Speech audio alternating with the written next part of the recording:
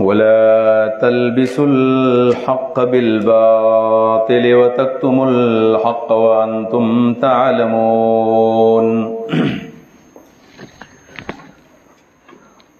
مویل پدې خطاب کې 9 اوامر دي او پدې کې 15 نواهی دي. په نواهی کې یو دا چې ولا تشتروا بآیاتی ثمنا قلیلا، زما په ایتونو باندې تاسو پیسې مالئ. دا یو 15 معنی مونږ وکړلې. یو سو فقهي مسلې په کې بیانوم. یو مسله په هغه کې دا ده چې بے آیاتی نو آیتونو خود قرآن کریم دا آیتونه دي کوم چې 6236 دي. راجح معنی هم دغه دي چې بے آیات مراد کتمان الآیات دی او تحریف الآیات دی، چې په آیتونو کې کتمان مکوي، د پیغمبر دعوت مراد کوي. د دنیا په ځبانه د پیغمبر دعوت رد کول دا هم اصل کې اشترا بے آیات القرآن دی. کلی معنی ده. خو یو دو مسلې په کې نور دي چې یو د اشترا بتلاوت القرآن او اشترا بتعلیم القرآن. دا یو څو مسلې دي چې دا علماء بیان کړي دي. د قرآن کریم په تلاوت باندې پیسې اخیستل څنګه دي؟ یعنی څوک د قرآن تلاوت چاته کوي او په هغې پیسې اخلي. لکه یو خو تعلیم دی، هغه وروسته مسله ده، چاته د قرآن کریم تعلیم ورکوي. نو د تلاوت القرآن پیسو کې څوک د جواز قائل نشته دی په امت کې. لکه څوک چاته تلاوت کوي او په دې تلاوت باندې پیسې والی، عام علما دې ته حرام وي، ناجایز ورته وي او دې ورکون کې ګناهګار دی. په دې ژبانې د تفهیم المسائل کې مولانا گوهر رحمان رحمه الله دا مسله لیکل ده. نور علما لیکل ده. د ختمونو متمونو کې اکثر طالبان خلق بوزي، عام خلق زی او ختم کوي چې موږ ته قرآن خوانی وایو، ختمونه کول. نو د ختمونو د پیسو ته علماء په دغه نظر باندې کتلې دي چې دا پیسې د قرآن کریم په ایتونو دي. په دې ژبه کوشش کوي چې ختمونو لا مزي. دا د ضروري کار نه دی. بس سره په کور کې د برکت د لپاره قرآن او بیا دې لیکلي دي د علامه شامی چې لأن ذلك يشبه الاستئجار على القراءه. يشبه الاستئجار على القراءه. دا خو قراءت د لپاره په قرای باندې خلق راوستل دي. استئجار علی القراءت په قرای باندې خلق راوستل دي. په دې وجه باندې دا کار ټیک نه دی. نو په تلاوت القرآن باندې پیسې اخیستل په دې کې مسلې نورې راځي. دا مثلا نن سبا ډېر زیات عام شوې ده کنه. د مصر نه قاریان راځي او کله مخې ته ځي او کله شاته ځي او کله په غوږونو کې ګوتې ږدي او دا اوږدې اوږدې ساګانې یلي او تلاوتونه کوي او په دې باندې ټیک ټاک پیسې یلي. او بعضې مدرسې د دې ډېر لوی اهتمام کوي. نو دا قاریان چې کله دلته راشي تلاوت وکړي نو د خلکو د قرآن سره مینه پیدا شي. دا خبره خو ټیک ده، خو دا کمې پیسې چې اخلي نو دا په څه باندې اخلي؟ دا کمې پیسې چې اخلي او دا پیسې اخیستل دا کار ټیک نه دی. او حدیث کې چې څنګه راځي چې داسې خلک به راشي چې یقرؤون القرآن او لا یجاوز تراقیهم. د قرآن تلاوت به کوي خو دا قرآن به د مرونه لاندې نه ځي. دغه قاریان دي مراد دي. دا قاریان دي په خاص پیسو باندې راولي، خاص پیسې ول ورکوي. بیا چې دغه تنظیم والا دا قاریان په مدرسو باندې تقسیموي کله نو هغه مدرسو والا نه ځان له پیسونه اخلي. دا مستقل تجارت دی، مستقل بزنس دی، په دې کې خیر نشته دی. قرآن کریم په دې تلاوت باندې پیسې اخیستل ناجایز دي د علماو په نسبت باندې. اجرت علی تعلیم القرآن لکه په دې سکولونو کې، کالجونو کې، مدرسو کې چې دا کوم استادان دي. زه به کې د سکولونو کالجونو ځکه وایم چې عام خلک فوراً دا مسله مولیانو ته راتاو کړي چې په جماعتونو کې، مدرسو کې مولیان پیسې اخلي. نو ولې دا استادان تنخواګانې نه اخلي؟ زه په دې فرق نه پوهېږم. کله چې استادان په سکولونو کې دي یا په کالجونو کې دي نو دې مولیانو ته یاره تاسو د خپل ته دیني علوم وایي، زموږ د دنیا وایي، ولې دا ولې په دین کې نه دي داخل سو. نو چې کله د پیسو وخت راشي نو بیا وایي چې نه دا مولیان چې اخلي دا غلط دي او چې موږ یې اخلو دا ټیک دي. یو شی دی نو که سکول دی، که کالج دی، که یونیورسټي ده، که مدرسه ده، پروفیسر دی، ټیچر دی، څه دي اوسه دي. دا کومې پیسې چې ثابتېږي چې ولا تشتروا بآیاتي ثمنا قلیلا، چې زما په ایتونو پیسې مالې دی نه، تعلیم د قرآن نه دی مراد. اگر چې په دې ځای کې یو مسلې نیمه یاده کاغه دا ده یہ مسئلہ یاد ہے کاغدا دا چې په احادیثو کې په مشکات کې په ابو داود کې په مشکات کې دا حدیث ابو داود په حواله نه ابو داود کې د مشکات کې د دې جوابدار چې دا حدیث سندن نه ثابت دا حدیث سندن کمزور دی ضعیف دی په ضعیف حدیث باندې مسله نه ثابتېږي که دا حدیث بالفر سندن ثابت وي نو بیا به موږ ویلې وي چې په تعلیم د قرآن باندې پیسې غسل ناجایز دي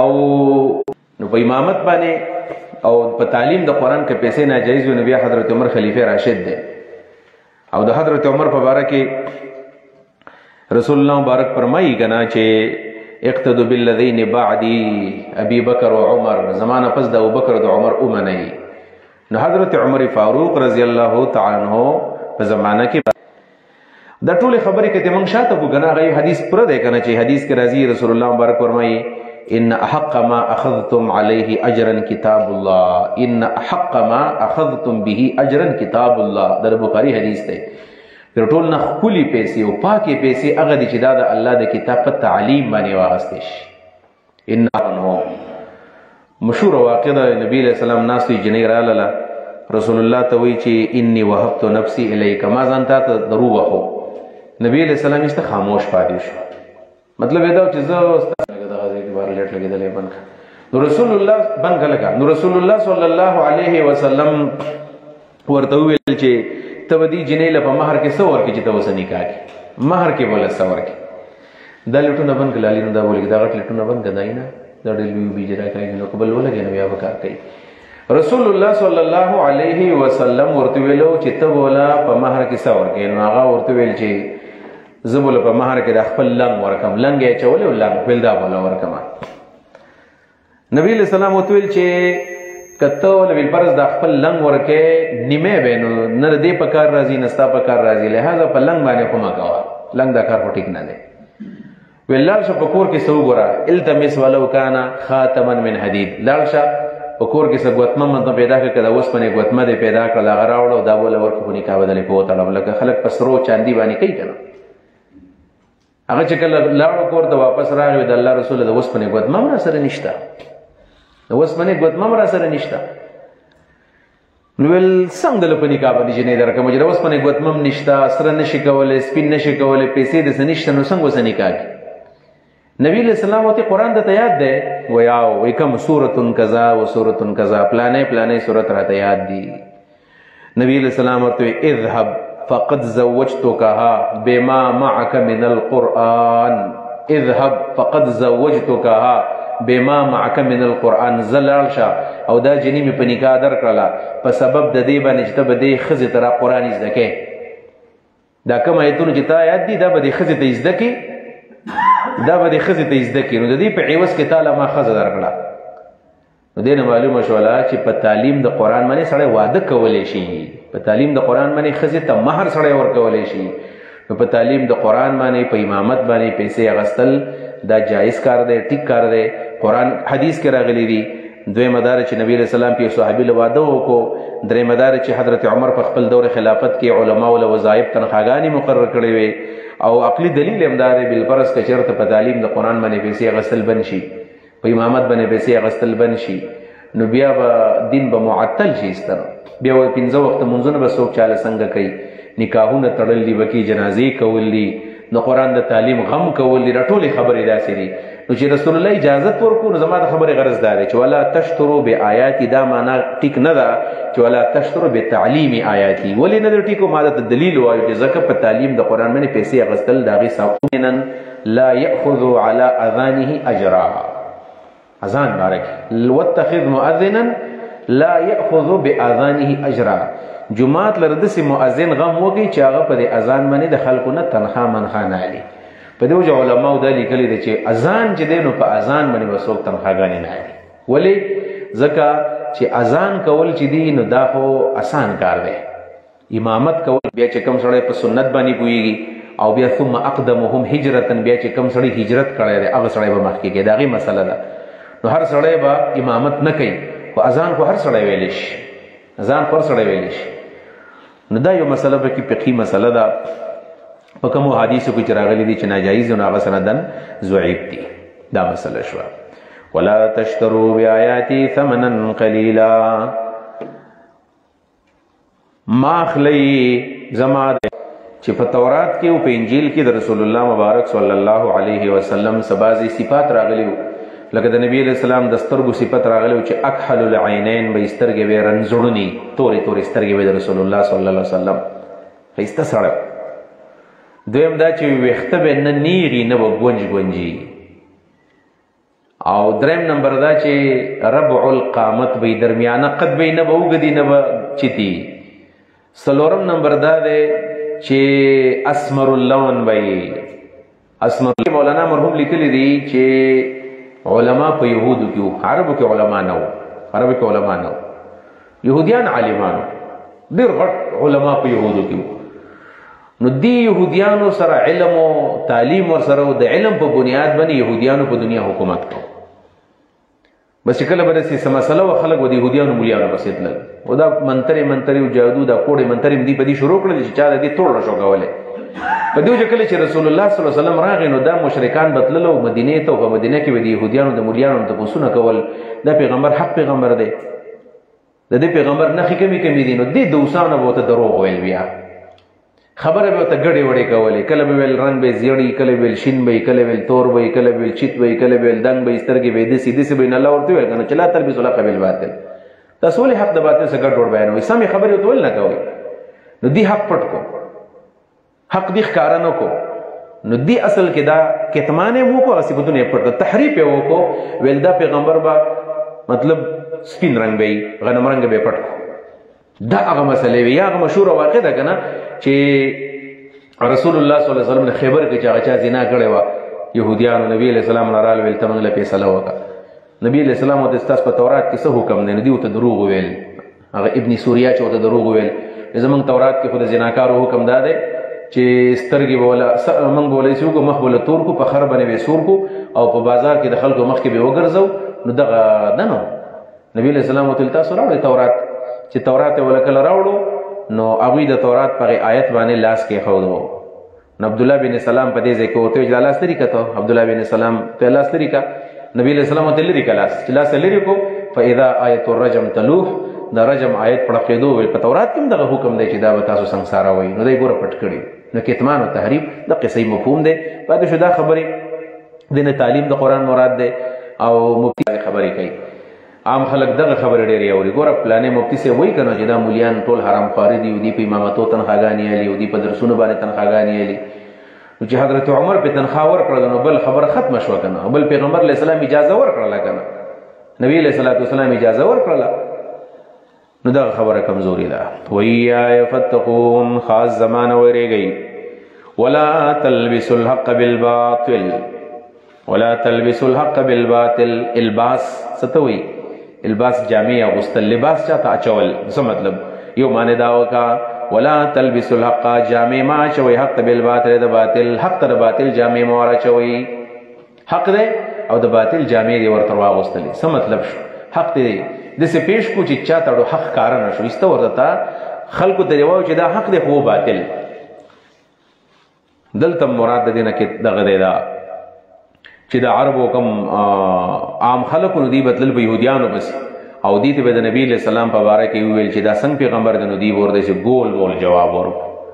ولا تلبسوا الحق، دا بالباطل، دا با د څه دپاره ده؟ نو دا با د مصاحبت دپاره ده. یو معنی دا ده ولا تلبسوا الحق، حق مه ګډوډ کوئ بالباطل، د باطل سره، چې دا حق تاسو مصاحب کوئ د باطل سره. په دې معنی ځان پوهې که حق د باطل سره مصاحب مه جوړوئ. مصاحب معنی ملګری دسی بشي. ولا تلبسوا الحق، حق مه ګډوډوئ بالباطل، د باطل سره، د باطل سره مه ملګری کوئ. د دې بس مطلب چې حق تاسو د باطل سره مه ګډوډوئ. زمونږ مردان ډیویژن د جمعیت منتظم بیا منتظمي صوبه شوی، نو هغه قصه کوله، ویل چې کله منتظمي صوبه شوم د جمعیت تلوار بیا، نو پېښور کې دفتر و، هغه وخت د مشتاق صاحب چې و دا جنرال سیکرټري و د صوبې د جماعت اسلامي مرکز کې به ویل چې کله مرکز ته لاړم نو ظاهره خبره د منتظم صوبه خو د جماعت د مشرانو سره ملاقات کوي که نه، او سره ملاقات کی چر دلته نه راغلی زه چې کله مشتاق صاحب را سره ملاو شو نو دام علما طالبان خو انګریزي نه وي عربي اصطلاحات ډېر وي او دام کالج خلک خو انګریزي اصطلاحات وي زمانه ته پوسو کو چې څنګه چلې سړي اکاموډیشن مسله ورته نشته بس باینه خبره پوښه او نه نه هغه په نو چې سی ویلو بس خبره ختمه شوله نو دا مطلب دی چې ستانه څوک د مسلې تپوس وکي چې د مسلې تپوس د نو کو نو ته ول جواب ورکې نو ته کزو ته مسله ټیک وې مخونو نو کار روانيږي نو ته ورته کوي چې جایز دی او نه جایز دی دوه خبرې وته کې غاړو پوي نشي چې سی ویلو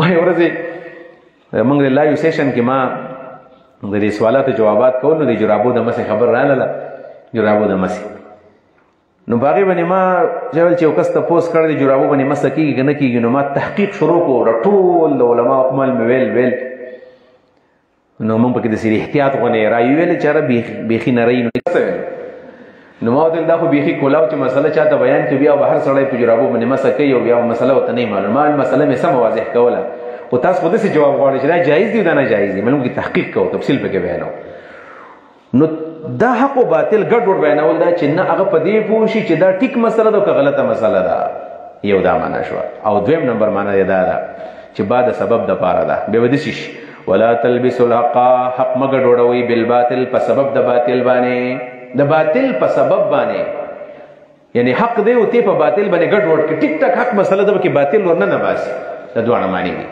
ولا تلبسوا الحق حق مګډوډوي بالباطل د باطل سره ملګری د باطل سره ولا تلبسوا الحق حق مګډوډوي تاسو بالباطل په سبب د باطل باندې حق ځان ل بیان کا باطل ځان ل بیان کا چې خلکو ته ښکار شي باطل او تخکار شي وتکتموا الحق تکتموا په تلبسو باندې عتب دے ولا تلبسوا باندې ولا تلبسوا الحق ولا تکتموا الحق وتکتموا الحق معنا ولا تکتموا الحق حق مپټوي دوه مسلې شولې حق او باطل ګډوډوي په خپل مینس کې او حق پټوي هم نو دغه مسلې ماته ته بیان کړي چې څنګه هغه حق د باطل سره ګډوډ بیانو او حق یې څنګه پټو وانتم تعلمون حال دار تاسو پوهیږئ چې دا ډېر لوی ګناه ده تاسو په کتمان د حق باندې پوهیږئ چې څومره غټه ګناه ده حدیث کې راځي کنه چې چاته علم ملاو دی او د علم پټ کو نو قیامت پر ورځ باندې الله رب العالمین د ور واګي د دې پوزې تور واچي نو علم کول خو آسان کار دی خو علم ساتل او دغه حفاظت کول ډېر ګران دی بیا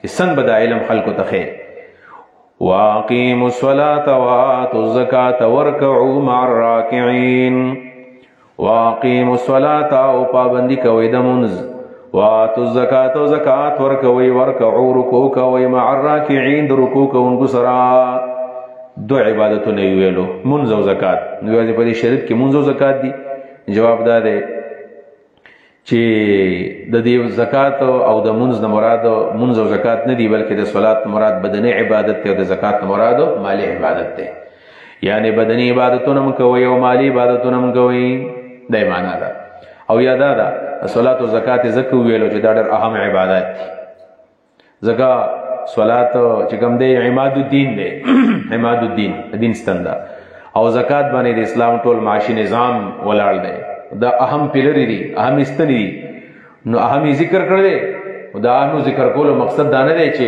اهم ذکر اهم بکو غیر اهم بپریږدو خدا اهم ذکر شو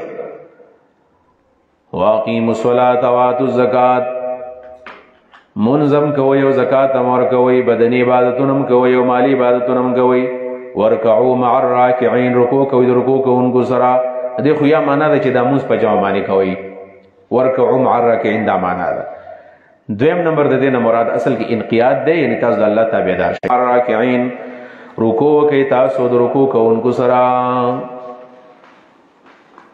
په دې ځای کې دا ان شاء الله بیان دی بیان کو خو د صلات او د زکات اهمیت په دین کې ذکر ډیر زیات دی چې دا یو څو عبادتونه دي چې دا په هر شریعت کې وو د آدم علی السلام نو واخلا تر د دې زمانه پورې د نبی علی السلام پورې په هر امت کې د زکات او د منځ او د روزي د فرضیت او زکات په هر امت کې فرض او صلات په هر امت کې فرض او دارنګي صوم او روزه په هر امت باندې فرض وا اتامرون الناس بالبر وتنسون انفسكم دا غده چې ترک العمل یعنی عمل مه پرېږدئ. دغه 5 نمبر نهي ده چې لا تترکوا العمل، عمل مه پرېږدئ. ګورئ په دین باندې اتامرون الناس بالبر وتنسون انفسکم. د دې مطلب دا دی چې د دې آیت مقصد دی موافقة القول مع العمل یا بالعمل. قول او عمل یو شان کوي، قول او فعل کې تضاد ختم کوي. تاسو نور خلکو ته د نیکی حکم کوئ او خپل ځان نه یې دی. نو دا د یهودیانو یو بل قباحت و. هغه قباحت دا و چې یو خدا مسله پکې و چې حق او باطل به ګډوډ بیانول، پټاو به او کله کله به چاته رزونه خبره پلین خبر هم قتله. دا ان شاء الله آل عمران کې راشي. کله به د صحابه کرام راته وجبانی د دنیا د مفادو وجبانی. حضرت صفیه رضی الله عنها فرمایي د کله نبی علیہ السلام سره وعده وشو. حضرت صفیه رضی الله تعالی عنها فرمایي ورځ زما پلار هویی بن اخطب چې کوم د دې پلار دی ویل زه ته ډیره زیاته ګرانه وم. صفیه رضی الله عنها زه ته ډیره ګرانه وم او زمانه بغیر و زما د پلار نه ډوړی خوړله نه به چرته د څه خوشحالي کوله. زه به سره په هر وخت کې چې کله به د کور نه بار راغی نو زه به په غېږ کې راونیولم. یو ورځ ویل زما تره ته وویل چې ساري وختي به راشي چېرته ځو، وختي به راشي. زما تره ساري وختي راغی او ویل موږ لاړلو. زما پلار زما تره ویل وختي لاړل، ویل بیا داسې ناوخته ټیم بېرته رالل. نو د معمول مطابق چې زما پلار به کله راغی نو ما به ولورمنډ نه کړه. زه چې خواله ورغلم نو ایستی وایي زما نه مخ بل طرف ته واړو، داسې په دې کټ کې پرېوته لاړو بې باکه ما ته اړو توجه رانه کړله. نو ویل زما د تره ځان له پروت دی او د پلار مې ځان له پروت دی. زه حیران ودرېدلم چې څنګه پلار خو نن ما اړو توجه نه راکوي. نو ویل په دې کې زما د تره زما د پلار تپوس کوي چې اهوه هوه دا سړی هغه سړی دی. وایي زما د پلار ورته ویل چې اهوه هوه. زه په دې نه پوهېدم چې دې څه مطلب دی چې هوه هوه وتی چې هوه هوه مطلب دی چې دا پیغمبر صحیح پیغمبر دی. نو زما پلار ورته ویل چې او دا پیغمبر صحیح پیغمبر دی. هغه ورته ویل چې ایمان ولې نه راوړو. ویل په دې وخت کې ما ته قام چې اخوا شبه بار ته وځوې زه بار ته راویستم، زه بار ته راویستلم. وایي ده ورته ویل چې که بلبر ایمان هم پرې راوړو خو زموږ نه ټوله مشري بیا لاړله، د مدینې مشري خو زموږ نه بیا ځي. ویل په هغه وخت کې زه پوه شوم، په هغه وخت کې زه پوه شولم چې دا پیغمبر صحیح دی. او بیا ما یو خوب هم لیدلی و چې سپوږمۍ رالو زما په دې غېږ کې کېناستله. نو علما مې د خپل غالبا چې خاوند دی او که پلار دی زما نه دلته خبره ځای نه ووتله. خاوند ته مې او کنانه دی. ما د خپل خاوند ته وویل چې داسې خوب مې لیدلی دی. د حضرت صفیې د واده نه ډېر زر د هغې خاوند چې ومړو دا ډېر زر پنډه شوی وه. بس واده وشو او بس یو زور پس د خیبر جنګ وشو. بیا نبي رسول سره نکاح راغله. ویل ما ورته ویل چې دغه وشوله دا سپوږمۍ مې راله په دې غېږ کې مې کېناستله. وایي ما لې څپېړې راکړه چې ستا څه خیال دی چې ته به د محمد رسول الله سره به ته واده وکړې. وایي زه په څپېړه ووهلم چې ستا څه خیال دی چې ته به د مدینې د حکمران سره او د نبي علیه السلام سره به واده وکړې. یعنې په دې پوهېدو دا خاوند دی. د دې خوب مقصد دا چې زما دا ښځه به د نبي علیه السلام سره واده کړي مطلب دا. خو بیا یې ایمان نه راوړو. اتأمرون الناس بالبر وتنسون انفسکم. او دې ځای کې خو د ابن کثیر یو واقع لیکلی ده چې د رسول الله صلی الله علیه وسلم یو خادم یهودي خدمت به کو بیمار شو. نو نبی علیہ الصلوۃ والسلام خواله لاړو. چې خواله لاړو نو د زنکدن ټیم دی. په دې دوران کې ویل نبی علیہ السلام په خفه کېدو چې دا خو زما خادم دی. ویل یا بنی قم لا اله الا الله، بچا کلمه وایا. وای دی چې کله کلمه وي خو پلار مې راته قاریږي، پلار یې ناس نو پلار ته وکتل په نظر اله ابيه پلار ته وکتل فسکت ابوه، پلار یې خاموش ایسه وته ویل. نبی علیہ السلام ته بیا ویل چې یا بنی قم لا اله الا الله، بچا کلمه وایا جنت تلاش. یو پلار ته وکتل نو پلار ورته ویل چې بچیا اطیع ابو القاسم، ابو القاسم خبر ومنه. نو الله تعالی و چې ګوره بچی ته وی چې ومنه په خپل باندې نه منئ. د یهودیانو هغه یو روشو چې نور خلکو ته به د نیکی حکم کو او په خپل په عمل نه کو. نو دا یوازې یهودیانو ته حکم نه دی، موږ ته هم دی چې قرآن بیانو نو په خپل په عمل کو. البته دا خبره چې سړی چاته قرآن بیانې په خپل په عمل نه کوي نو څه مطلب دا به چاته نه بیانې بیا نه، دا خو دوه ګناهونه شو. قرآن نه بیانول یو ګناه، عمل نه کول بل ګناه، بیا خو دوه ګناهونه شو. که یو سړی قرآن هم بیانې عمل هم پې کوي نو بیا ثواب دی. یو سړی قرآن هم نه بیانې عمل هم نه کوي دوه ګناهونه شول. دریم نمبر سړی د قرآن بیانې عمل پې نه کوي یو ګناه شوله، یو خو ثواب ملاو شو که نه. نو کوشش به دا به نه کوي چې عمل پې نه کوي قرآن ورته پرېږدي، چې عمل پې نه کوي نو عمل دې شروع کړي. اتامرون الناس بالبر، آیا تاسو امر کوئ نورو خلکو ته د نیکۍ، وتنسون انفسکم وتتركون انفسکم پریدی خپل ځانونه داسې مو چې خپل ځان هیروئ په هیر باندې ګناه نشته رفع الخطأ والنسیان امتی وتنسون انفسکم پریدی تاسو خپل ځان پریدی او بل ته وی چې وکا وانتم تتلون الكتاب حال دار تاسو کتاب هم لولئ تورات هم لولئ او په تورات کې دا مسله موجود ده چې بل تم حکم کوئ په خپل په عمل کوئ وانتم تتلون الكتاب حال دار تاسو کتاب هم لولئ افلا تعقلون تاسو کې عقل نشتا دمر نه پوهیږئ دا کارم غلط دی واستعینوا بالصبر والصلاة وانها لكبيرة الا على الخاشعين واستعینوا مدد غواړئ د الله نه استعانت طلب کې د الله نه بالصبر په صبر کولو باندې والصلاة او په منځ باندې د الله نه مدد په صبر باندې غواړئ په منځ باندې دې څه مطلب دی الله ویل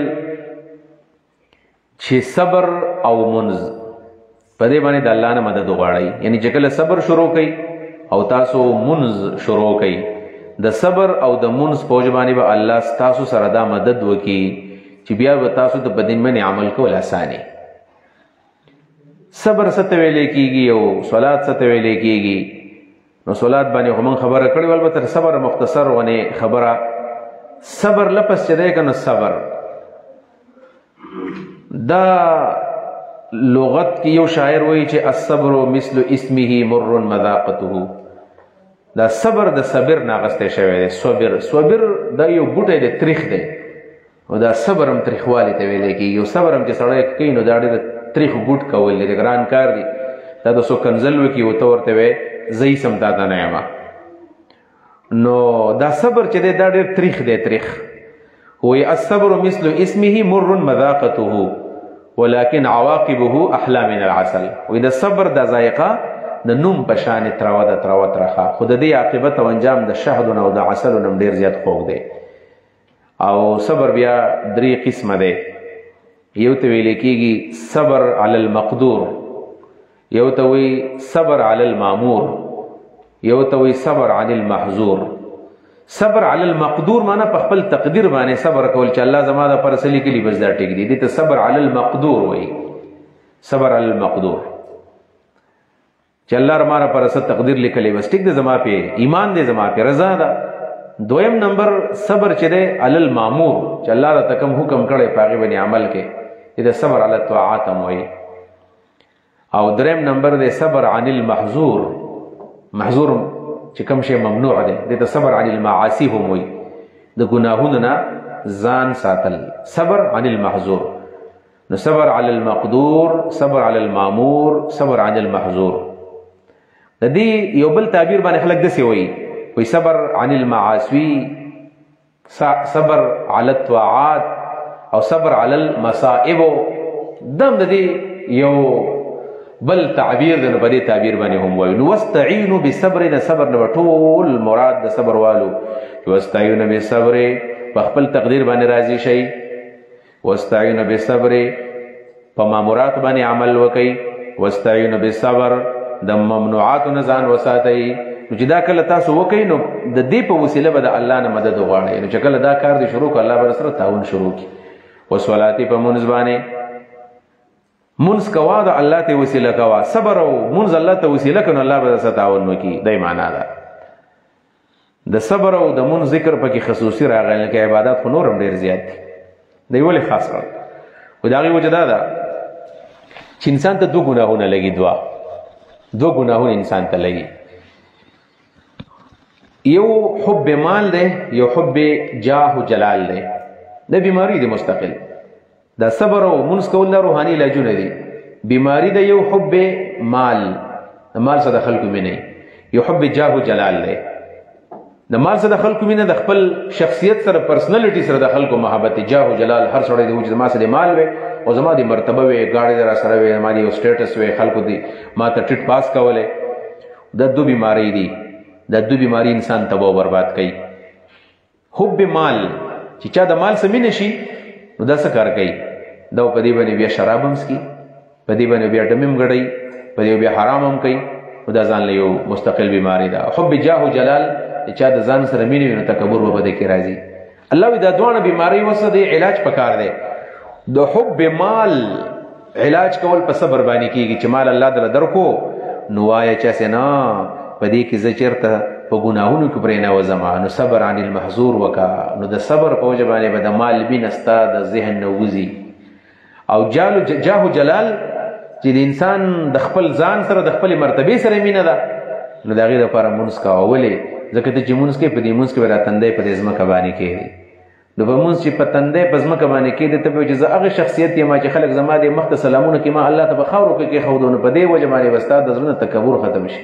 په دې وجه باندې چې یو سړی مونږ کوو بیا متکبر ورو در مونږ نه دی مونږ گزار متکبر نشي کېدی مونږ گزار به نه متکبر سړی چې مونږ کې دا به عاجزي عاجز مزاج انسان الله ته ډېر محبوبي ملنګ انسان او دارنګ عاجز انسان خاکسار انسان ملنسار انسان دا الله ته محبوب دی. لہذا تاسو مونږ کوي په دې مونږ باندې تاسو کې عاجزي ورایشي تاسو صبر کوئ نو د مال څخه تاسو مینه ختم شي. نو دا علاجونه دي مستقل ښه. واستعینوا مدد غواړئ د الله نه بالصبر په صبر کولو سره او صلات په مونږ کولو سره. و انها د ها ضمیر چاته راځي د صبر مذکر دی صلات مؤنث ته آی واځي د مونږ راځي دی نو بیا خو صبر راځي نه شو. جواب دا دی چې د ها ضمیر د خصلت د صبر او خصلت د صلات ته ځان راځي دی. خصلت صبر او خصلت صلات دا لفظ د خصلت ته راځي دی ښا. و انها دا صفت او خصلت د صبر او د منځو لکبیره ډیر ګران دی الا للخاشعين مگر ګران نه دی د خلکونه چې د الله نه یریدونکي دي. و انها لکبیره یقینا دا ګران کار دی الا للخاشعين مگر پیریدونکو باندې ګران نه دی. خاشعين خائفین متواضعين څوک د الله نه یریږي په هغه باندې ګران نه دی هغه آسان دی. بعض علماء د استعینوا بالصبر والصلاه بل معنا کړل وای د صبر نه مراد روزه ده او د صلات نه مراد منځ دغه دی دا منځ څه مطلب صبر کې سړی روزه کې سړی سکی صبر کې د خوراک نه د اسکاک نه. نو شهر رمضان الذي انزل فيه القرآن د رمضان میاشت نو تاسو صبر وکړئ روزه ونیسئ او صلات منځ دی. او بعض علماء د صلات معنا دعا کړی دا چې روزي نیسئ او د هغې نه پس بیا دعاګانې کوئ. نو چې روزه ونیسئ بیا دعا وکړئ دا دعا قبلېږي لکه حدیث کې راځي چې للصائم دعوة مستجابة عند فطره د صائم د پاره د افطاری په ټیم کې یو دعا قبلېږي. دعوة سنګولر دی واحد دی معلومه ده شو چې یو دعا خو خامخا قبلېږي چې افطاری کوي نو یو دعا خو خامخا قبلېږي. للصائم دعوة مستجابة عند فطره او د صبر نه مراد روزه او د صلات نه مراد بیا دعا شوله چې الله ته زاری وکړه. عبد الله بن عمر رضی الله عنهما وکړه چې کله باغا ما خام به افطاری ته کېناستو بچی به کېنول ول الله نه سوال وکړي دعاګانې وغواړي. الذين يظنون انهم ملاقو ربهم الذين كسان در خاشعين يظنون چې دی یقین کوي. د ځوان معنا مونږ یقین وکولې وی کله چې دا لفظ د ان دا راشي د ځوان نه یظنون بس په معنا دی یقین باندې راځي. نو دلته ان راغلی دی کنه د یظنون ورستو د یقین په معنا ځکه په ګمان باندې عقیده نه ثابتېږي. الذين کسان دي دا خاشعين یظنون چې یقین کوي انهم چې دی ملاقو ملاویدون کې دی ربهم د خپل رب سره وانهم یقینا دوی الیه دی الله تراجعون راستنیدون کې دی واپس کېدون کې دی. نو ځن په معنا دی یقین باندې ځکه لفظ د ان مفتوحه ورستو راغلی دی. نو څوک چې یقین کوي چې د رب سره ملاویږي څوک چې یقین کوي چې رب ته واپس کېږي مدد الله نه یریږي او چې د چا یقین نه وي د الله نه یریږي. نن معلومه دا شوه خوف الهی او خوف آخرت دا په انسان کې ال راځي چې د انسان یقین په الله جوړ شي. نو کله چې په الله باندې یقین نه جوړ شوی نو بیا څوک د آخرت نه یریږي. په دې وجه باندې کم خلک د الله د وجود د منکر د آخرت نه مني څوک د الله وجود مني آخرت مني بیا. یا بنی اسرائیل اذکروا نعمتی التي انعمت علیکم وانی فضلتکم علی العالمین. د دې ځنه وروستو دا اوس مستقل د خطاباتو یو لویه سلسله د آیت نمبر 47 نه تر د آیت نمبر 96 پورې دا یو سلسله کلام دی. آیت 47 تا آیت 96 خطابات ستیر بالنعم. تذکیر بالنعم چې الله رب العالمین په دې خلکو باندې نعمتونه کړي دي. کم کم نعمتونه در روان دي، لکه نجات د فرعون یو نعمت به دا ذکر کی چې تاسو الله د فرعون نه خلاص کړي وي، نجیناکم من آل فرعون. دویم نمبر دی نجات عن الغرق، د ډوبېدو نه الله بچ کړي، دا دویم نعمت دی. دریم نعمت د اعطاء التورات، الله تعالی تورات درکړی دی. څلورم نمبر نعمت دی عفو عن القتل، چې د قتل نه بیرته قتل ورته معاف کو ویل یو بل مړه کوي بیا ورته الله ویل بس د قتل نه بچ. پنځم نمبر دی بعث بعد الموت، او یا کسان مړه شو بیرته راژوندي شو، دا بل یو نعمت دی. شپږم نمبر دی تذلیل الغمام، په دې باندې وریځې راسورې شولې، دا شپږم نعمت دی. اووم نمبر دی انزال المن والسلوى، من او سلوى په دې را نازل شو. او اتم نمبر دی انفجار الماء عن الحجر، د کاڼو نه اوبه روانې شولې، په دې کې بېادبي وه، بېادبي کړې وه، بېادبي په دې بېادبۍ باندې الله دوی له عذاب ورکړی دی. بله دا ذلت، څنګه دی هغه آیتو ضربت علیهم الذلة والمسکنه، د ذلت او د مسکنت عذاب. یو عذاب یې د بېادبۍ د وجې نه، دویم عذاب یې د څه د وجې راغلی دی، د ذلت او د مسکنت عذاب په دې باندې راغلی دی. ذلت او مسکنت عذاب په سبب د کفران باندې د الله ناشکري کړې وه، پیغمبرانو دعوتونه رد کړل، الله پې عذابونه را نازل کړل او په آخر کې به ترغیب شي ایمان ته او اعمال صالحه ته. یا بني اسرائیل مخکې ویلی شو، په دویم ځل باندې بیا ویلی شو، دا تکرار د تاکید دپاره دی. یا بني اسرائیل د یعقوب علیه السلام اولاده، تاکید شو. دویم نمبر دا تاکید د څه دپاره دی؟ د تفصیل لپاره، چې اوس پکې تفصیل وایم. اذکروا نعمت، یاد کې زما نعمت، التي هغه نعمت انعمتو چې ما کړی دی علیکم په تاسو باندې، یا نعمت مراد ټول نعمتونه دي. اذکروا یاد کې نعمتونه زما علیکم چې پتا، التي هغه انعمتو چې ما کړی دی علیکم په تاسو باندې می کړی دي. اوس یو نعمت مخصوصه ذکر کړي، وانی فضلتکم علی العالمین. دا مخکې عام نعمتونه، دا خاص دی. یا د مخکې نعمت تفصیل دی، کم نعمت. وانی بشک ما فضلتکم، ما تاسو غوره کړي العالمین په ټولو مخلوقاتو باندې.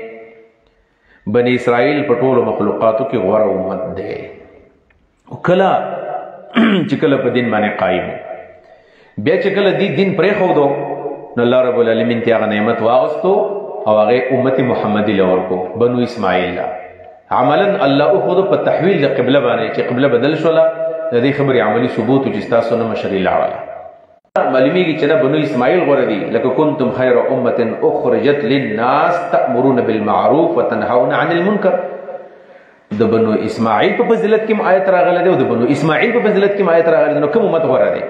الجواب، یو جواب دا دی جلال الدین کړی دی سیوطي صاحبو، چې انی فضلتکم العالمین، ای عالمی زمانکم، ای عالمی زمانکم، چې بنو اسرائیل د خپل زمانه په عالمونو کې غوره دی.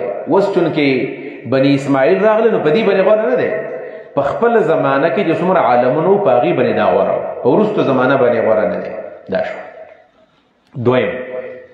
دویم دا و چې غوره وو، خو دا فضیلت ته الله واغستو او ورې کو چاله بیا امت محمدي له صلی الله علیه وسلم. دوه.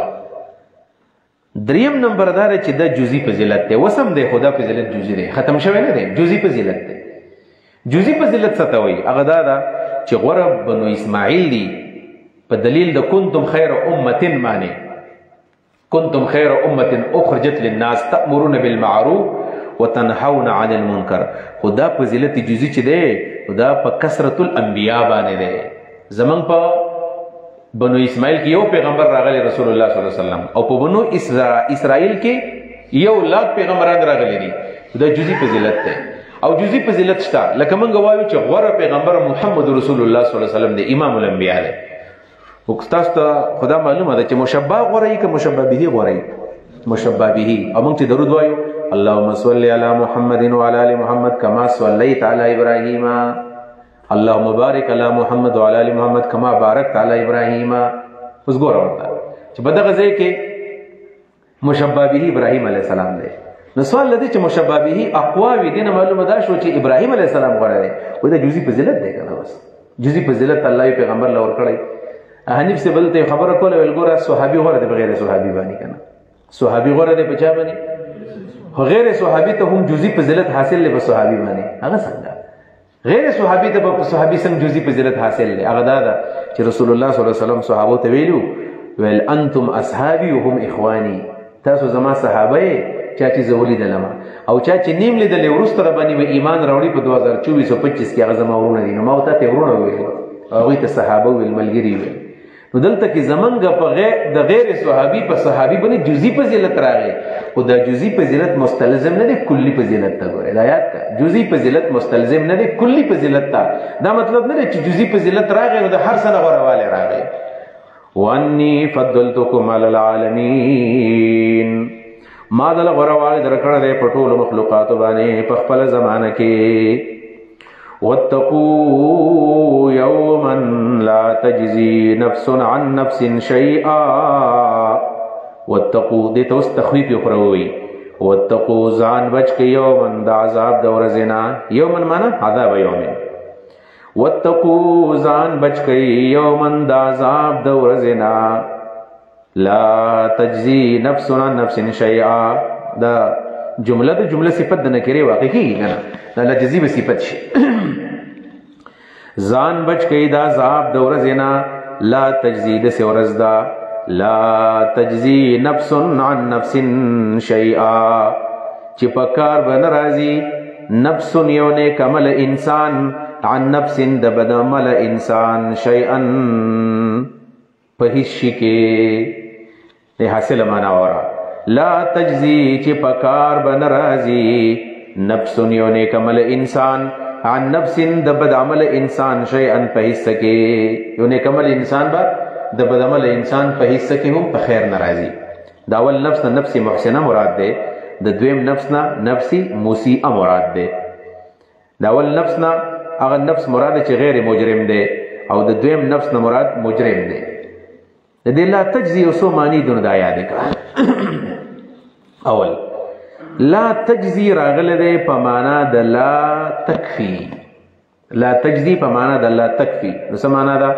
د سی وګه وتقوا یوما ځان بچ کئ د عذاب دغه ورځې لا تجزی لا تکفی چې نه به کافی کیږي نفس یو انسان عن نفس د بل انسان په ځای باندې شیئا په حصہ کې هم یو انسان به د بل انسان په ځای کافي کیږي نه یعنی نیک عمل انسان به د بد عمل انسان په ځای کافي کیږي نه مطلب دا ده چې بد عمل انسان د جهنم ته ورځي او نیک عمل انسان راشي وجده په ځای باندې مال سزا راکړي الله وینا دا نه کافي کیږي نیک عمل تبا جزا ملایويږي او بد عمل تبا سزا ملایويږي نه کافي کیږي یو دا معنا دویم نمبر د لا تجزی معنا علماء وکړل لا تغنی لا تدفعو په معنا باندې یو دې شي اغنا مخکې کفایت شو او څه شو اغنا شو نو تقو یوما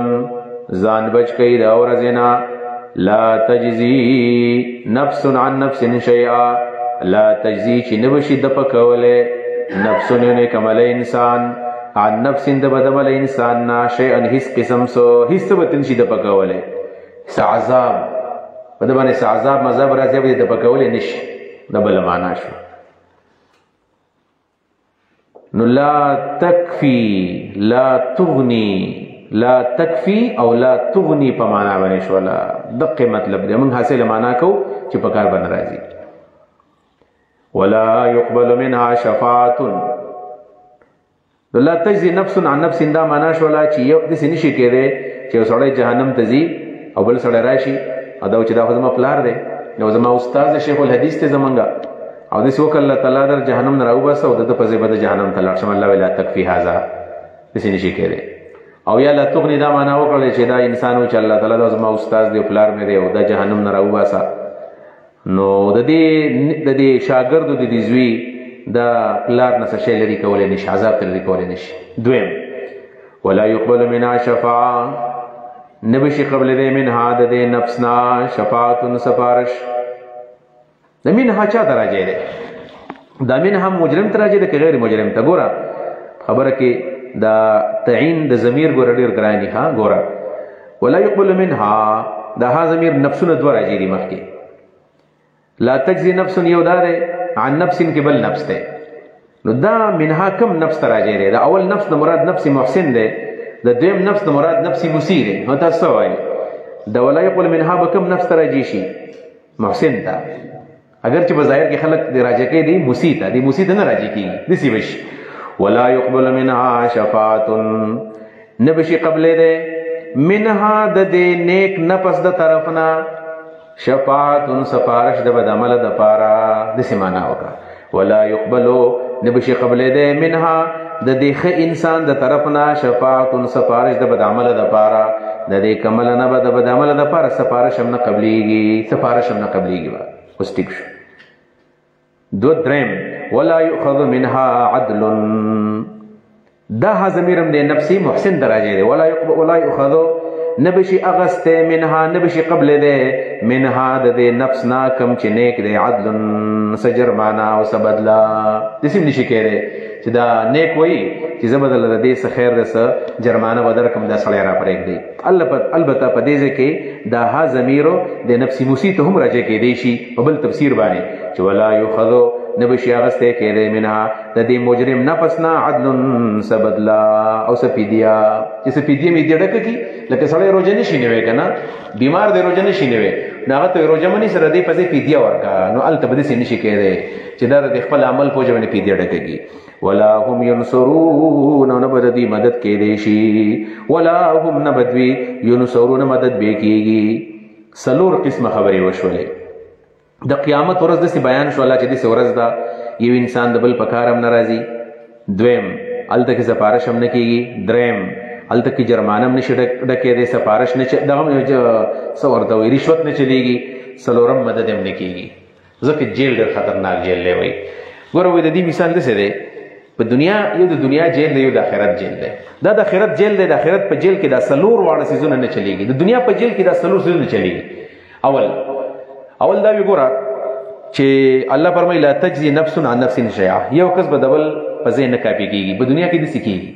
په دور مثال یو کس دا غنوم د عبدالرحمن او په باندې اف آی آر کټ شو چې عبدالرحمن باندې اف آی آر د دا ورازي ثانه تا و د سیمو شول چې د عبدالرحمن سعودي عرب روان دي.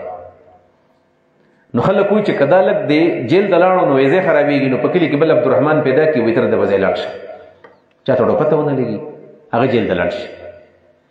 یا د سی وی چې کله کله په یو کس باندې رپورټ چا کړی دی نو هغه ایس ایچ او سیبو یا ډي ایس پی سیبو چې لکه دې سیبو کوي بل څه کوي بیا سفارش ګوري بیا ګوري چې د دې جیل کوم سپرټنډنټ دی در چا ملګری دی چې هغه له څوک پیدا کم. یا دا چې په دې جیل کې د دې افسر سره د چا رشتہ داری ده پلار ته ویما ماما ته ویما بیا سفارش پیدا کوي. یا مطلب ام پی ایز ام ان ای سینیټران ناظمان هغه په سفارش باندې بوزي. الله ویل ته په سفارش باندې کار نه کیږي. بیا چې کله پدی باندې کار ونه شي نو خلک بیا څه کوي؟ خلک بیا رشوتونه ورکوي پیسې چلای په پیسې ولا ورکوي مړ پیسې ورکوي. الله ویل یاخذ منها عدل التغری پی دی پلانې ځکه جیلیانو جیل وو خلک په جیل باندې رال دزي وشي نو خلک په پولیس د جیل په حفاظت په حفاظت شي بس الته کې خلک جیل دروازه ماته کې خلک وتختی. الله وینا نسیم نه کیږي لا هم ينصرون.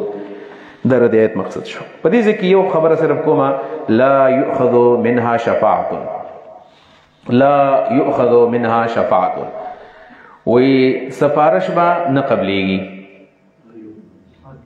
لا يقبل منها شفاعه لا يقبل منها شفاعه شفاعت به نه قبليږي.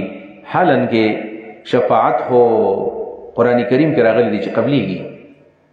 قرآن کریم کې راغلي دي چې قبليږي. حدیث کې دي انا اول من يشفع اول بزم زب سفارش کو انا اول من يشفع زب اول سفارش کو. او زمن د شر العقائد کې لیکلي دي کنه چې نبی له سلام فرمایي شفاعتي لاهل الكبائر من شهید د پاره شپږ صفاتونه دي. يغفر له في اول الدفعه څنګه ولګي فورا د ګناهونو معاف شي. ويرى مقعده من الجنه فورا وته د جنت زه ښکار شي چې کله سره شهید کیږي دله چې الله سمره زه جنت کې جوړ کړی دی هغه ښکار شي. يرى مقعده من الجنه. دریم ويجاور من عذاب القبر، د قبر د عذاب نه محفوظ شي، قبر عذاب په شهید نه. څلورم ويؤمن من الفزع الاكبر يوم القيامه، د قیامت په ورځ باندې د سخت غبرهټ نه ودا په امن کی یا کسانو سفارش وکړي. دا دی. او شپږم نمبر صفت دا دی چې ويزوج مع 72 هورا، دا 2 یهور سره واده وسره کیږي. وبدې کې راغی چې شهید به سفارش کوي. دو شو. دریم نمبر په بل حدیث کې راغلی دی چې من قرأ القرآن فاستظهره فأحل حلاله وحرم حرامه أدخله الله الجنة وشفعه في 10 كلهم وجبت لهم النار. یسو قرآن ازدکی په یادو باندې ازدکی، حلال ته حلال وي، حرام ته حرام وي، الله به جنت تم داخل کړي دا حافظ قرآن. او بل دا چې د خپل خاندان د 10 کسانو په حق به شفاعت قبول کی چې کوم 10 کسانو باره کې د جهنم فیصله شوی دا. نو صحیح حدیث کې شفاعت ذکر راغلی دی. معلومه دا شوه شفاعت 2 قسمه دی. شفاعتو داغي قسمونه دي. کم شفاعتونه دي؟ یو شفاعت بالاذن دی، یو شفاعت قهریه دی. دا 2 قسمه شفاعتونه د تفسیر علما ذکر کوي. شفاعت بالاذن الا من اذن له الرحمن وقال صوابا، سورته عما يتساءلون کې راغلي دي. الا لا يتكلمون الا من اذن له الرحمن. لہذا پکمو احادیثو کې چې د شفاعت ذکر راغلی دی دا غینه شفاعت بالاذن مراد دی او دا شفاعت ثابت ته څوک به کوي. وس شهید به سفارش کوي، یو حافظ قرآن به شفاعت کوي، 2 عالم به شفاعت کوي، 3 قرآن به شفاعت کوي، 4 روزه به شفاعت کوي، 5 پیغمبر به شفاعت کوي. شفاعت قهریه وای په زور باندې. نو شفاعت قهریه په زور باندې دا چې وسړی وشابه اومنه دا، نو په کوم زګونو کې شراغلی شفاعت به نه کیږي، هغه ته شفاعت قهری او جبری وایي. د جبر شفاعت نشته، د جبر شفاعت باندې. نور په احادیثو کې شفاعت راغلی د انبیاء او شفاعت، د فرشتو شفاعت، د مؤمنانو شفاعت او د پیغمبر شفاعت ما ذکر کو او دغه شفاعتونه ثابت دي. شفاعت او نور د شفاعت یو اقسام یو سو نورم دي هم درته بیان کما.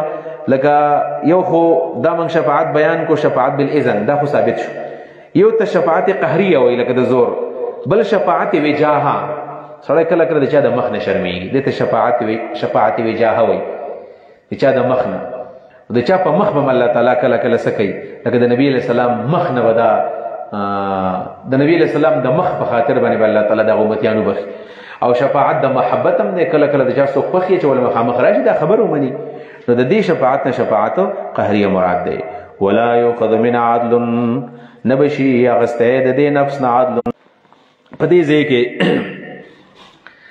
د دې ځنه اخوا آیت نمبر 49 دی. او د دې 49 نه تر د هغه آیت نمبر 63 پورې و اذ اخذنا میثاقکم ورفعنا فوقکم الطور، ما درته ویل چې اته نعمتونه دي، 3 عذابونه دي، 8 او 3 11 یو لس خبرې وبدي کې ان شاء الله کیږي. اوس په دې ځای کې تفصیل د نعم شروع شو. تفصیل النعم، نعمتونه تفصیل. اول نعمت الله دې موجوده ده. الله منل داسې دي چې پیغمبر یې ومني، نو الله یې خو منو، د پیغمبر ومني تاسو. وَإِذْ نَجَّيْنَاكُمْ، کله چې موږ نجات درکړو تاسو ته، من آل فرعون، د فرعون د آل نه. فرعون لفظ راغی. فرعون څوک د تعارف نن کو. د فرعون امام قرطبي وی دا فرعون د نوم نه دی. فرعون د مصر بادشاہ ته به فرعون وایو، فراعنه مصر. ثم دی ولید، څوک نوم دی مصعب، څوک نوم دی ریان. خو صحیح خبردار چې دا یو کس نوم دی، ولید بن مصعب بن ریان. نو صحیح خبردار چې دا ولید دی، د پلار مصعب دی، د نیکه نوم ریان دی. ولید بن مصعب بن ریان. یو نوم قابوس دی، یو ولید دی. تورات کې د کوم نوم لیکلی دی؟ نو د نوم دی رعمسیس. رعمسیس د نوم دی په تورات کې، رعمسیس د نوم دی. نو خپل نوم فرعون نه دی، دا لقب دی. د تعارف دا دی عمر یې ډېر زیاتو، 4.5 کال عمر یې دی. خو دا ګورئ اسرائیلي اقوال دي، لا نصدقها ولا نکذبها، نه تصدیق کو نه تایید کو. عین ممکن د بخاری کې شته چې په خوا عمرونه ډېر اوس عمرونه ورو کمیږي، قدونه په خوا ډېر اوس قدونه کمیږي. لکه د آدم علیه السلام قد و شپېته لاسو، اوس هغه د انسان 5.5 فوټه 6 فوټه ته راورسېدو، کم شوی دی تقریبا 15 لاس انسان. دا په دې قرآن کې دا کم فرعون د نوم، دا یو فرعون دی که دا ډېر دي؟ نو څوک وایي چې یو دی عمر ډېر دی، څوک وایي نه د دوه دي د موسی علیه السلام تربیت یې چې کړی هغه یو فرعون دی بیا چې د موسی علیه السلام مقابله کړله بل فرعون دی دا اختلاف شته خو په تعین باندې موږ داسې نشو ویلی چې قرآن حدیث کې څه دي خو دغه دوه آرا پکې دي څوک د فرعون یو دی د موسی علیه السلام مربي او د موسی علیه السلام سره جګړه کوونکی مقابله کوونکی څوک دا دوه دي بهر تقدیر د ده په باره کې دا راځي چې د مذهب باره کې څوک دا مشرک دی څوک دهري دی صحیح خبردار چې دهري نه دی مشرک دی دهري نه دی چې الله بیخي لکه د الله وجود نه مني الله یې منو خدا مشرک دی د قرآن کریم نه معلومیږي چې دا مشرک دی وجحدوا بها واستيقنتها انفسهم ظلما وعلوا د په باره کې راځي وجحدوا بها واستيقنتها انفسهم د دې زړه تسلیمول خو انکار ظاهري کوي معلومیږي دا چې ويذرك والهتك راغلی یو ځای کې تام پرېږدي ستا الهه پرېږدي چې الله سبحانه دا دهري نه د مشرکی پاتې شو دا چې ځان ته انا ربکم الاعلى ویلو نو ربو ځکه آل شته دی آل شته دی خو صحیح خبره دا ده چې دا آل بچو ته یوازې نه وایي آل بچو ته نه وایي لکه د رسول الله صلی الله علیه وسلم د کم زامن چې دي زامن هغه په ماشوموالي کې وفات شوي دي د نبی علیہ السلام د لوریانو چې کم بچي دي هغې ته اهل بیت او اهل بیت وایي البته د فرعون بچي وو او نو نو په دې باب کې یو خبردار چې کان لا یولد له ولد بچی اړونو بالکل بچی نه ځکه موسی علیه السلام نیولې و دا زمنګ بچی شو په قران کریم کې دوه بچیان دي چې بچی نشتا یو پوتیفار نوم یې فوتیفار کوم چې عزیز مصر فوتیفار یو داغه بچی نه دویم نمبر د فرعون بچی نه مسله وې مسله دا ده چې هغه ځای کې مسله لکه ستا خو سیم بچی نشته دستانه خو زما د بچو امید نه کېږي خو دا به زموږ بچی شي نو عزیز مصر ښځې ته وي چې دا به زموږ دپاره بچی شي او دلته کې مسله و فرعون کې دا نو ښځې ورته ویلې دي آسیه بنت مزاحم یې ښځه مسلمانه وه چې ستا نه خو اسیم بچی نه کېږي نو زما خو غېږ خو مېړه کوي په دې ماشوم باندې نو دا به زموږ بچی شي دې فرق هم ښودلی دی چې د ده بچي نه و هلته د هغه نه خو نامردي په فرعون کې وه البته په بعضې روایتو کې راځي اسرائیلي روایتو کې چې لور یې وه یو قول لري چې لور یې وه یو دا چې بیخي بچی نشته دویم دا چې لور یې وه څنګه هغه دا وه حدیث الماشي چې په هغې باندې میخونه ټکوالی دي او تاریخي سزا یې ول ورکړله والله اعلم وعلمه اتم الله ته پته ده خو دومره ده چې د فرعون د بچو په باره کې دا راځي چې د فرعون بچي نشته دی او وایي بیماري پې په عمر کې نه و راغلی ځکه خو ډېر بدماش بیمار شوی چېرته نه و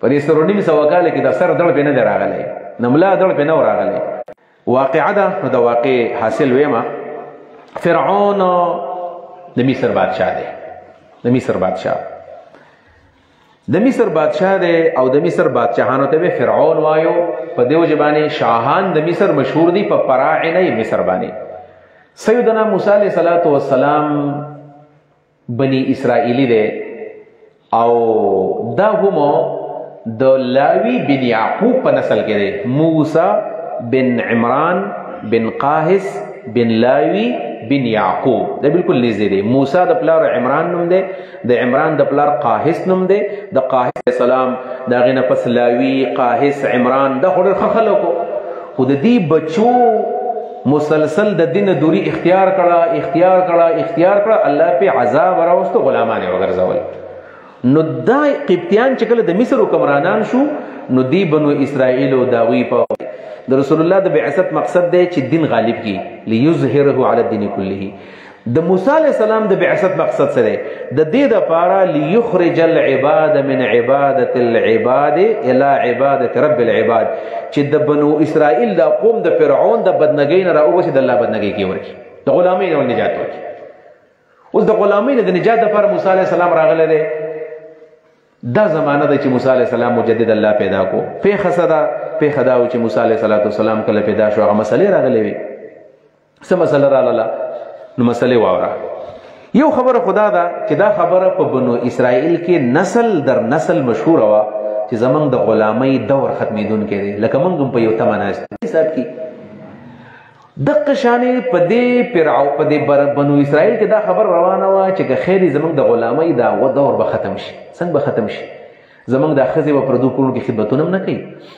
او بل دا چې موږ هم د خلکو خدمتونه به نه کوو زمونږ دور روان دی دا خبره نسل در نسل روانه وه نو فرعون چې په کوم وخت کې دا قابوس یا دا رامسیس دا ځوان چې کله حکمران شو د داسې بیماري پوبیا ورته وشوله.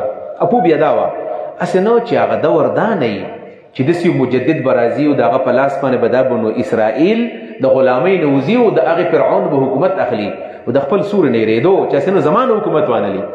نو خلک راغونډ کړل چې زه یېرېږم دا زما نه څوک حکومت چېرته وانلي. د خبره خو مشهوره ده. نو پارلیمنټ ورته مشوره وکړه چې داسې کار کوو چې د هلکان یې وژنو ځکه دا مجدد خو به سړی هلکان به لومړه کړو او دا جنکۍ په کورونو کې خدمتونه کوي. نو په دې طریقه باندې هغه لګیا شو او هلکان یې وژل.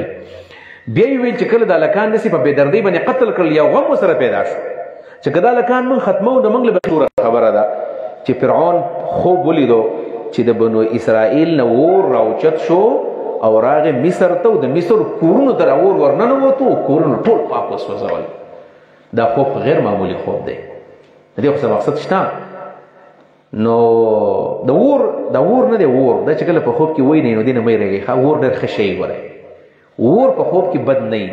عام طور باندې اور نه خلک یېرېږي. اور د دې څه معنوي دي خو داسې چاته بیا بیانوي چې هغه د خوب په تعبیر باندې پوهېږي. نو د خلکو ته ویل چې یاره د دې خوب تعبیر ویل دی خو اسانه خبره ده بس چې د هغوی د کور نه راغی ستا کور یې وسوځو خو مطلب هغوی له به الله کامیابي ورکوي حکومت نه تلو والا دی.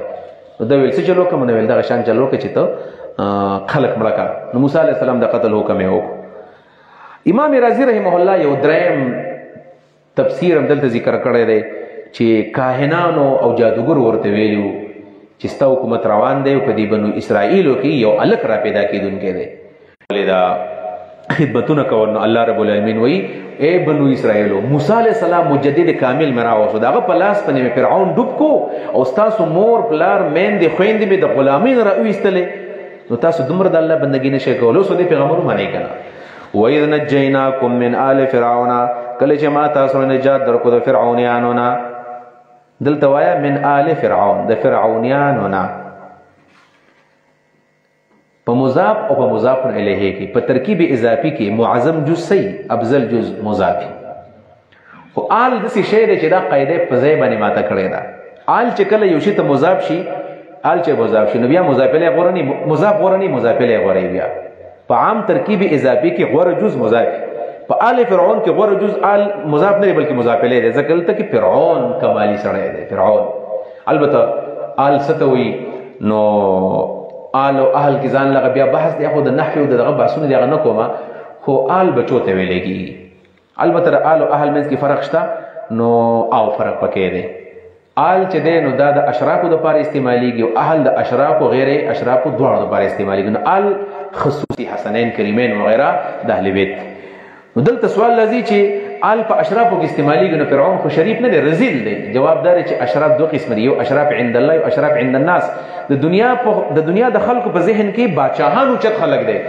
من آل فرعون د فرعونیانو نه یسومونکم رسولې تاسو ته سام یسومو مضاف مضاف الیه معنا به د موصوف صفت کو څه به وایو سوء العذاب ناکار عذابنا معنا مې ذکر ده فرق پکې دی. ها سوء العذاب ناکار عذابنا څه به کول یذبحون ابناکم حلالول وستاسو زامن ابنا جمع د ابن زامن به حلالول الکان به حلالول ولا وجل یذبحون وجل به ابناکم استاسو زامن ويستحيون دو معنی دی. یا دا یستحیون دا د حیات نه دی ژوندۍ به ودلته کې ما درته وی چې دلته کوم طالب ته ملا ویل دي کنه جنې ته خزه ویلا په اعتبار د ما یو اوللې باندې اوس جنې ته خو بیا به خزه جوړیږي کنه نو جنې ته خزه ویل ګنا نه ده ورکوټ جنې ای خزه څنګه خلک وایي کنه ماشو الله غټه خزه ده نو خزه نه دا ورسته خزه کیږي نو دا ټیک ده ماشومه ته خزه ویل صحیح دي.